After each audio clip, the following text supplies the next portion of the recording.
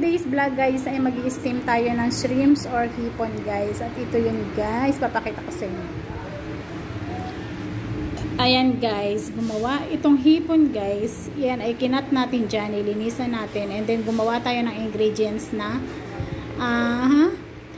ginger, garlic, onion, and then tomato, and then black pepper and oyster. And then put inside the shrimps, and then now go to steam. Yan, i-steam lang natin yan guys.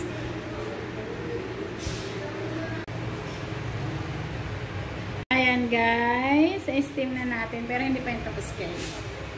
Guys, ang finished product ng ating steam na shrimps. Ayan guys, itong finished product ng ating steam na hipon guys o shrimps.